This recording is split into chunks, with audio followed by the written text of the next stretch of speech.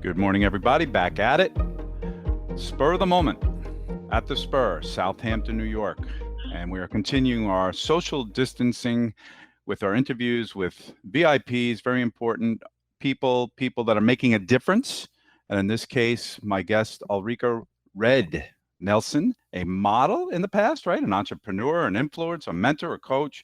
She's a woman of many talents. And Red, I know you're on the phone now. I want to tell you, I have your title as a socialpreneur, and I think it's very fitting for you because I just met you about a month ago, and I was so intrigued with your focus on always being socially conscious. Good morning. How are you? Good morning, Kevin. How are you? Very, Wonderful to very be with good. you, and I can't wait to talk about these things. It's so exciting and so close to my heart. Absolutely. So I want to go back to the beginning. Um, we love your dialect, if you will, your accent. Tell me about where are you from? So, Kevin, I actually grew up in Sweden. At this time, I've been longer in the U.S. than I've been in Sweden. But growing up in Sweden was, of course, an amazing experience and opportunity as a small kid, being surrounded by nature and all the beauty. And I don't know if you know, but in Sweden, there's something in Swedish called allemansrätt. This is really translating into freedom to roam or right to the public access. Um, and this is really where I credit my passion for nature and the environment. So, what the right to public access really means is that we can be anywhere in the countryside, on anybody's property, near water, on lakes, in lakes, on mountains, as long as we do not disturb or destroy. So this is a very unique law, if you will, right? I don't know if even to consider it a law, but it is a right to the public. This is where I learned to be in nature, be around other people, be respectful, take care of nature, take care of wildlife, show consideration for everyone around. And this is really where this was born, this passion in me. You know, yesterday I had heard through all the news that's hitting us a million miles a second now. I had heard a very interesting fact. Apparently, it's a fact that if you take the same person who does an exercise regimen in the beautiful countryside that you're describing, and that same person does that same exercise routine in New York City, the results at the end of the day, at the end of the life, will be better in natural nature, which is really interesting. I can totally see that because with nature you have the peace around you, right? So exercising to me or physical activity to me is also about your mental state, right? So being in a big city, of course, we have all these distractions and inputs and all these things that we don't have if we're in nature. So I totally agree with that. I can see how that is a true statement. So you come over from Sweden and you come right to the center of the United States, if not the world, the financial center. Why do you come to New York City and what do you do? So initially, I actually came to Washington D.C. So I came Okay. to study, and I really just wanted to see the world and to see what I can do and what impact I can do in the world. So I went Mhm. to DC to go to school to finish my school. And I stayed there for about 7 years. Then I moved back to Europe for a few years. And then I came to New York in 2004. So along the way, of course, I've had many different professions, if you will. And I am so grateful for every single thing that I've experienced and learned and people that I've met along the way. And these things have also created who I am today. And again, going back Mhm. to my passion of really making an impact on so many levels. So I think I met you 6 weeks ago when we both had a lot of smiles on our face for the Roaring Twenties reunion right at the Prohibition Kitchen in Port Jeff. So a couple things about that, just how much things have changed in 6 weeks, and also the fact that you went from learning all you could and discovering cities in America, and now you settle in Port Jefferson, right here in Port Jefferson. Yeah. And what a So dream that is. I'm Sure. from a very small town in Sweden. So for me, Port Jefferson is my hometown. I'm married here and I lived here since 2010. And it is as close as I can get to the feeling of being close to nature, being in community, being able to be part of a family, if you will. So this space to me is where I want to be. So, Red, when we met, we talked about the fact that you have a challenge, and that might not be the right word because you certainly don't seem to be challenged at all as a person. But you have type 1 diabetes, and I think, like so many people that realize that they might have something that allows them to look forward to getting things done in life and being positive about getting those things done. It's kind of weird. It always works that way. Can you tell me about that? Yeah, I think I'm born positive, so so I don't really know how to do Okay. anything else but that. So for me, anything that comes my way, whether that is type 1 diabetes as an example for me or various other things in my life, I tend to look at the positive side of that. What can be done in a positive manner? How can I lift myself? And by lifting myself, I lift others. So there are so many scenarios like this that we need to look at just differently. And I guess right now in the times of coronavirus, that is another time to think about what is really important. What do I need to focus on? How can I change things to the positive in a time where it may seem very negative?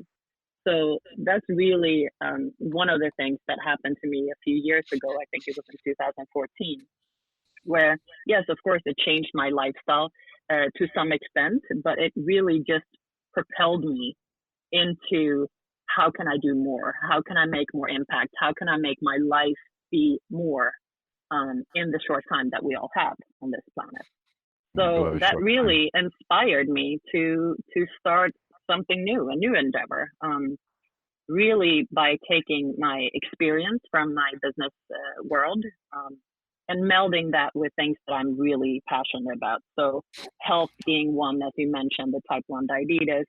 Um, Sustainability is another one that we just mentioned as well, along with environmental challenges that we have today, as well as with community. So, Uh, with all those things in mind, I created something of a hybrid of a retail model, I guess, that is focused on antique furniture and upcycled furniture, with many exciting pieces to that puzzle to make it that interactive, wildly lively space where people can come together.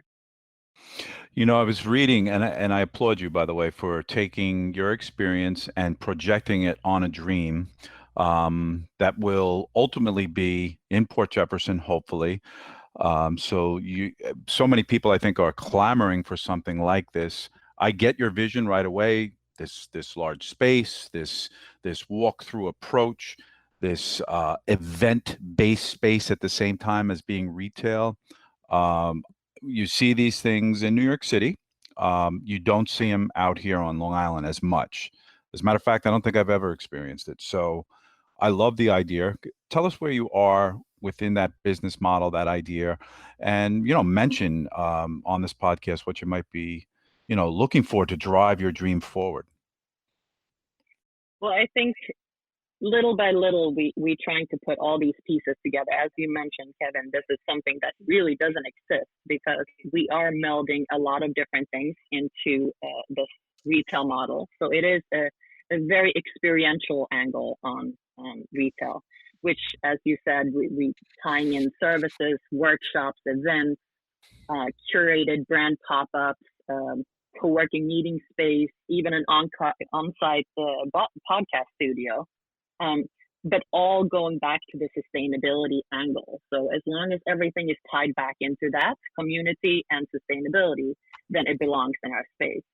Um, right now we are incorporated. We have done all the legwork to source a space. We're in the process of hopefully signing that lease. We are in the fundraising period of time. So which is a very exciting time because I am focused on a little bit different on this, which is very like me to do things a little different. I'm focusing on women. I'm a huge advocate for women in business and elevating each other and giving each other the space that we may need to take it to the next level. So I am allocating the funds that we need, the investors, to only be women. There is a little caveat to that. Men are invited or welcome to invest as well, but with the caveat that they honor a woman with their investment. So maybe a daughter, a sister, a mom, who will be the person to be part of this interactive experience at the actual shop. So we are in the middle of that, and that has halted a little bit, as you can imagine right now. But we have gotten calls, emails, like people find out about this opportunity, and we have a lot of traction, but we still have a ways to go. And now, especially with the halt. I think the governor used the right word. I, by the way, applaud the governor. He's been really good at what he's doing through this crisis, but he used the term New York on pause. So, hey, it's everybody on pause right now. We know that. We'll get through this. So I want to think positively beyond that. Let's say this is going to be over at some point very soon, hopefully, rather than later. You'll gain female investors, and you'll open this facility, and obviously you'll run this as a business with the socially conscious attributes you mentioned. Absolutely. Any forecasting beyond that? No, I'm not sure what you mean by that question. Well, if this worked out, would this be, for lack of a better word, would you have multiple locations? Or you haven't gone that far in terms of the thought? Let's do this one first. So, Kevin, I think that this concept is the sky is the limit, because this is a collaboration. It's not me sitting here saying X, Y, and Z is going to happen. I open the floor to anyone to say, how about this? This leads back to sustainability. Can we add this?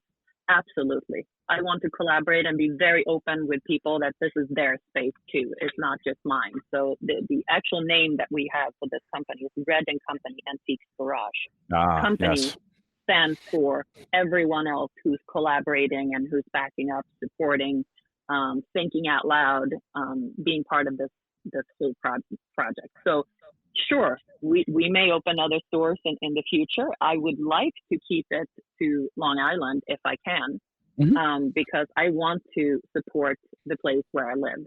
Then if in the far future we go further than that, great, because the more successful we can be in this model, the more we can actually impact our environment, people living here, our environment, how we think about things, the positive aspects, how we live and work together, which is what I want to see. I want to see a big difference there in respect and collaboration. Yes, I can see that your foresight is going to trickle down to people that are getting involved. By the way, people that want to learn about the opportunity, where should they contact you for that? So they can either call me at 646-287-8660, or we just started an Instagram page, and that is red_co_antiques garage. Fantastic. Is there anything else you want to put out to our audience locally from the Port Jefferson Village perspective?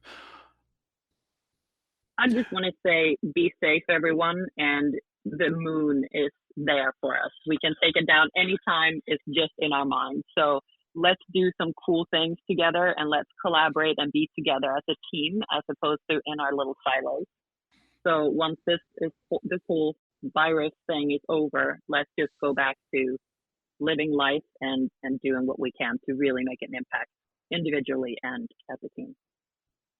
Well, thank you, Red, for those inspiring words. Once again, this is Kevin Wood with Spur of the Moment out of Southampton, New York. We're speaking to Ulrika Red Nilsson, Red & Company, the antiques dream of Red will be a reality. Thank you for talking with us this morning. We appreciate it. We'll follow up very, very soon with you. Thank you, Kevin. It's been wonderful.